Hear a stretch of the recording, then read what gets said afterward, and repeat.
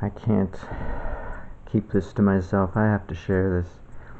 You know, I don't like having been circumcised. Treating the head of my penis with iodine solution increases its sensitivity and makes it more difficult to wear clothes than to be a nudist. And lest you think that nudity is so unspiritual because India doesn't practice it, think again. You don't know your history. A lot of people are not students of history and they don't learn anything. They think they know something and they don't know anything. If you look at the history of India, they were invaded by the Ottoman Empire from Turkey, who were trying to spread Islam throughout the world. And that's why there are a lot of people practicing Islam in India today, because 400 years ago, the Ottoman Empire, which was also trying to just plain be imperialists like we do today, and spread their imperialism around and their flavor, their brand of imperialism throughout the world. And so the monks of India, who up until that time traditionally gave up all their possessions, including their clothing, were nudists, but they lived in the forest and in the caves away from the city, and maybe in small towns they served a perfunctory function as the priests for the common people, and they were accustomed to this. They were accustomed to the priests or the monks being naked, being nudists, up until 400 years ago. Now, Islam is no different than Judaism in that they practice circumcision. And also, in that regard, they are no different for their being prudes. They can't stand the sight of the naked penis, so they wear lots of clothing and they cover up. Well, that doesn't mean that the Hindus, who are the dominant population in India, have to practice circumcision necessarily, and they don't predominantly. That's their way of life, is to not circumcise. But because of the influence of the Ottoman Empire intruding into India, it impacted clothing,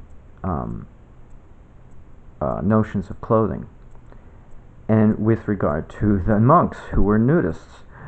So that's when it became the custom for Dandi Swamis to wear orange robes, and for non-Dandi Swamis, who were just monks, not part of the order, in other words, freelance monks, to wear white robes, such as Maharishi wears white, yet his master wore orange, saffron.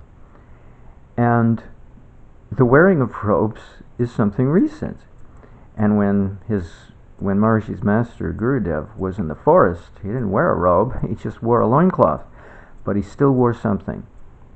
And that's something I don't understand, having been a nudist since the age of 14, and having been circumcised, and treating my penis with iodine, dilute iodine. My penis is even more sensitive than ever before, and wearing anything is uncomfortable. I wear something out of necessity when I leave the house, but I don't particularly like wearing clothes when I'm in the house. Certainly nothing below the waist.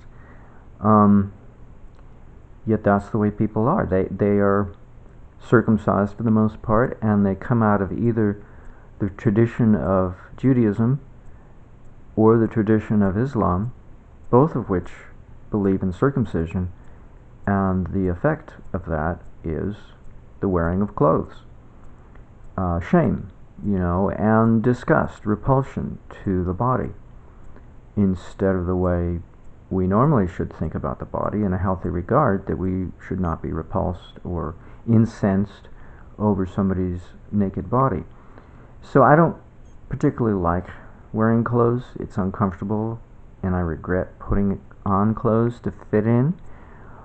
But I can't help thinking that India is certainly not an example, a shining example.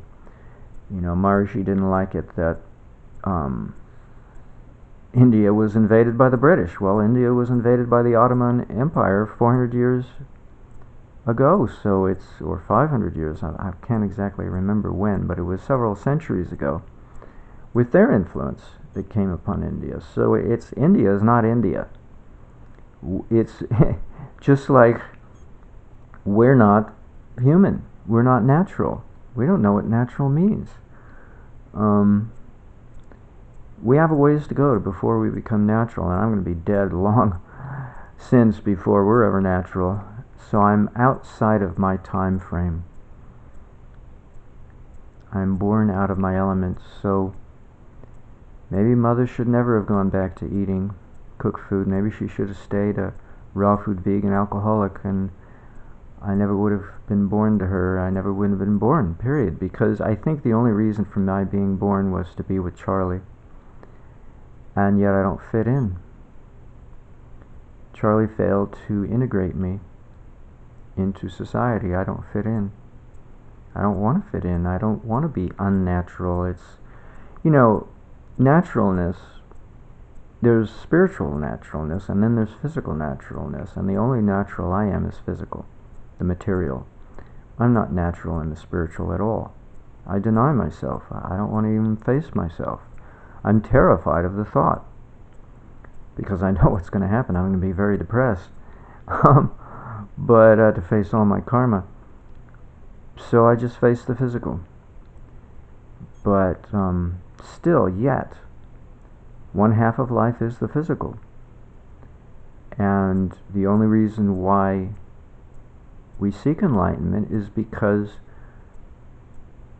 we sought to come out into the field of the relative and be not enlightened, and make believe that we are ignorant, and make believe to such a degree that we convince ourselves that we're not enlightened, such that we have to struggle with our ignorance to grow out of it. An endless cycle of going back and forth between the absolute and the relative, in which the absolute dominates our life versus the relative now dominates our lives. But going back and forth, back and forth, back and forth. Seemingly endlessly, I guess. That's from all accounts. There was a story that Maharishi told. They were out on the lake, a moonlight,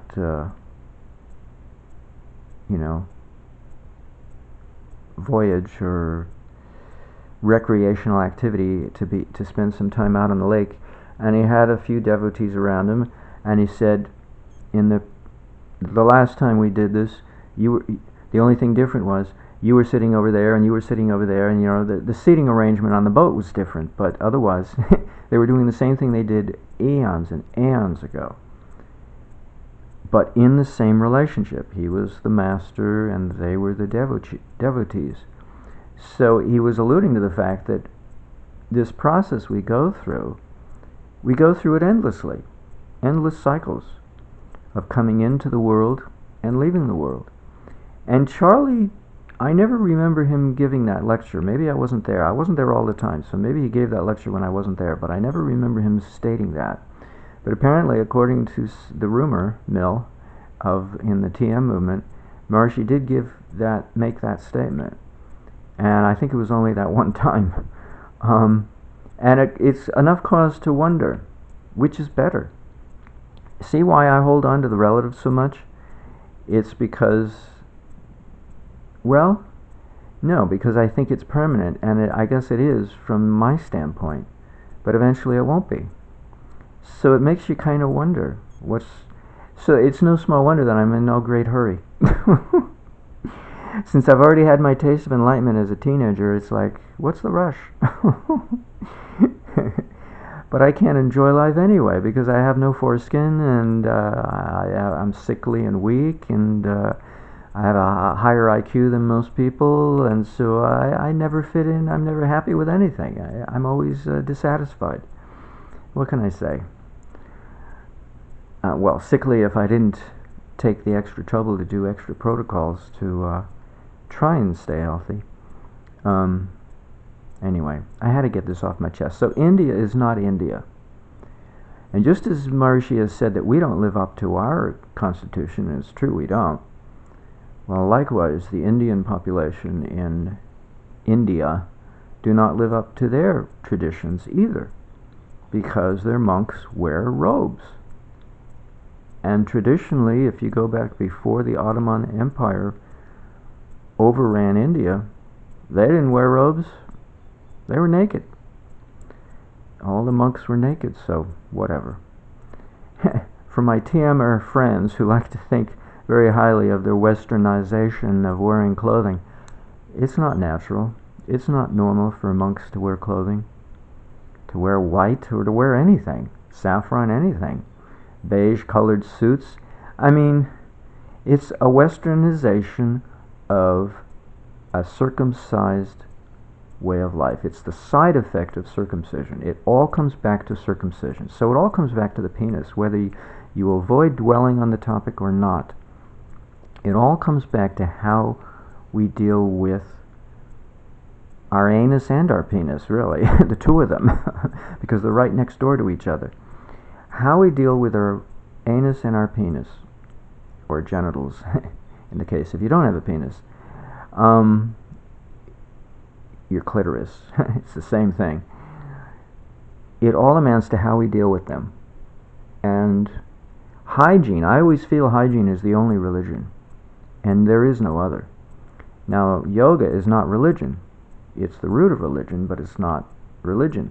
And one limb of yoga has to do with how we take care of the body, hatha yoga.